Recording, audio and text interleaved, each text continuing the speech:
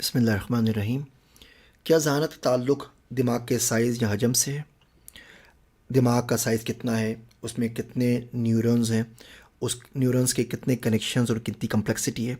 मिसाल के तौर पे एक इंसान के दिमाग के अंदर 100 अरब न्यूरॉन्स होते हैं, 100 बिलियन न्यूरॉन्स होते हैं, लेकिन हमें उसकी कंप्लीट डिटेल्स नहीं पता। इसको अगर आप किसी छोटे जरसूमे के न्यूरॉन से कनेक्ट करेंगे जिसमें 10 या 12 होते हैं, तो क्लियरली आप बोल सकते हैं कि जी इंसान ज़्यादा ज़हीन है। लेकिन इनको हमने बड़े बुरी तरीके से भी इस्तेमाल किया। 1911 के अंदर जर्मनी के अंदर प्रोफेसरशिप सिर्फ उसको दी जाती थी जिसके दिमाग का साइज़ 52 सेंटीमीटर हो, और ऐसा इसलिए किया गया था कि वो डिस्करेज करते थे कि कोई भी औरत आके प्रोफेसरशिप के ऊपर ना आए।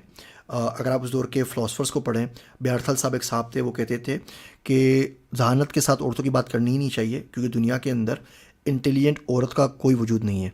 अब आप सोचें ये बात कोई आजकल के दौर में कहे तो उस शख्स का क्या हाल होगा। गुस्ताव ली बोन साहब थे, वो कहते थे औरतों का दिमाग गोरिल्ला के दिमाग के बराबर है और इससे ज़्यादा इस पे आगे में बहस नहीं करनी चाहिए। और इस किस्म के रेडिकल आइडियाज़ की वजह से हमारे माशरे के अंदर कास्ट सिस्टम आ गया, रेशल बायस आ गया, सिस्टमेटिक क्लेंसिंग आ गई पुअर की। गरीबों को अगर आप देखें, कॉलोनियल ब्रिटिश रूल्स देखें, फ्रेंच एम्पायर देखें, इटली को देखें, तो तमाम लोग क्या करते थे, गरीबों को सोशल वेलफेयर नहीं देते थे, खाने पीने की तमाम फैसिलिटीज़ नहीं देते थे, सेहत का मुतमादिल सही निज़ाम नहीं देते थे, सोशल सिक्योरिटी नहीं देते थे। वो चाहते थे गरीब जो लोग हैं वो अपनी मौत जल्द अज जल्द आप मर जाएँ, क्योंकि ये लोग कम अकल होते हैं। तो जितने कम अकल लोग माशरे में होंगे उतनी कम अकल ऑफस्प्रिंग माशरे के अंदर आएंगे और ओवरऑल जो एक माशरा होगा वो ज़हीन रहेगा। और ये सोच आज तक पाई जाती है। आज तक आपको मिलता है कि ब्राह्मण जो होते हैं हिंदुओं के अंदर, वो दलित के साथ बुरा सलूक करते हैं। या आप हमारे माशरे में देख लें, हमारे माशरे के अंदर कितने ज़्यादा हमने लताइफ़ बनाए हुए हैं पठानों के बारे में, या सिखों के बारे में, या सरदार जी के बारे में, या किसी भी ज़ात के बारे में, आरई के बारे में। और ये बात सही नहीं है। ये सोच वहीं से चली आ रही है, सालों साल पुरानी सोच है कि हम रॉयल ब्लड हैं या हमारा दिमाग अरफा व आला है किसी और के दिमाग से। और इन तमाम ये वक्त आ गया है कि इन तमाम सोचों को हम निकाल के बाहर फेंक दें। एक जो इंसान का जो दिमाग होता है, न्यूरॉन्स के कम्बिनेशन को हम कहते हैं दिमाग, उसका 99 हिस्सा जो फ़ीसद जो हिस्सा होता है वो हमारी खोपड़ी या स्कल के अंदर होता है, और बाकी 1% जो होता है वो बाकी नर्वस सिस्टम में होता है, रीढ़ की हड्डी, बाकी हमारे असाब को कंट्रोल कर रहा होता है। लेकिन जानवर में ऐसा नहीं है। जानवर में कुछ में 50-50% होता है। दुम वाले जानवरों के अंदर एक अच्छी खासा न्यूरॉन्स का हिस्सा उसकी दुम को कंट्रोल करने पे लग जाता है। अगर हम बात करते हैं ज़हानत की एनर्जी कंजम्पशन से, तो इंसानी दिमाग, जो भी इंसान एनर्जी हासिल करता है खाने से, उसका 22% खा जाता है। शुगर हम हासिल करते हैं, एनर्जी हासिल करते हैं।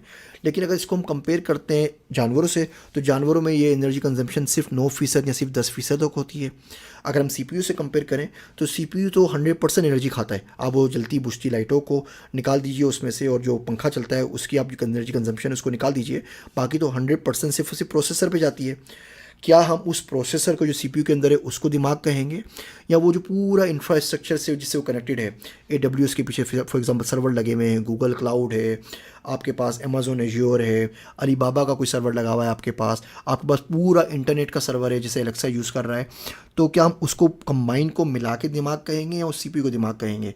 हम एनर्जी कंजम्पशन की बात करेंगे, अगर हम न्यूरॉन्स की बात करते हैं, उसके अंदर जो प्रोसेसर के अंदर जो चिप लगे हुए हैं, जो उसके अंदर गीगाहर्ट्ज़ की ट्रांजैक्शंस हो रही हैं, हम उसको न्यूरॉन्स कहेंगे या पूरे इंटरनेट को की एनर्जी कंजम्पशन को न्यूरॉन्स को देखेंगे? ये बड़ा मुश्किल हिसाब है। इसी तरह किसी शख्स का अगर कोई हादसा हो जाए, उससे कोई स्ट्रोक आ जाए, कोई दिमागी चोट लग जाए और उससे उसका दिमाग का कुछ हिस्सा ज़ाया हो जाए, तो हम इससे तो नहीं कहेंगे ना कि ये बंदा आधा बंदा है, ये बंदा पौना है, ये बंदा पाव है। बंदा तो पूरा बंदा ही रहेगा ना। तो क्या दिमाग बंदे को डिफ़ाइन करता है? क्या बंदा दिमाग को डिफ़ाइन करता है?